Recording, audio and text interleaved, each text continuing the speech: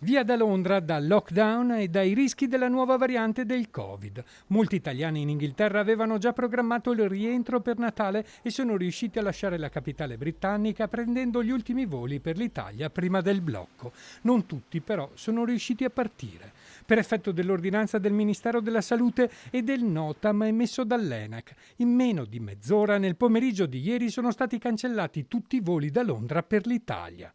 Una situazione che nessuno si aspettava. Tanta gente doveva partire e senza più alloggio è rimasta, adesso è qua, specialmente a Londra dove è tutto chiuso, quindi non so quanto velocemente riusciranno a trovare, non so, alloggi temporanei, eccetera. Questa è stata una situazione un po' straziante effettivamente perché io dico non ho mai visto tanta gente piangere. Anche Federico Da Ros, residente da 10 anni a Londra, prima come studente e poi come impiegato in una ditta di Londra, aveva programmato il rientro al Vittorio Veneto per trascorrere le festività con i suoi cari. Aspetterò più avanti, nel senso che sia febbraio, che sia marzo, quando sarà, insomma, nel senso io la mia vita continua qui, casa ce l'ho, lavoro ce l'ho, quindi non c'è nessun problema, però sì, diciamo per altri la situazione magari non è così rosea. In Gran Bretagna c'è preoccupazione per questa variante del virus conosciuta da tempo. La paura è stata creata un po' il panico che il governo ha creato quando ha messo questo livello 4. Articoli qui già dicevano che il vaccino era già, copriva già anche questa seconda variante. Per chi è dovuto rimanere sull'isola, il fermo si è trasformato in un incubo per le spese impreviste di un soggiorno che forse doveva finire e per la paura verso un nuovo Covid. Capisco benissimo la necessità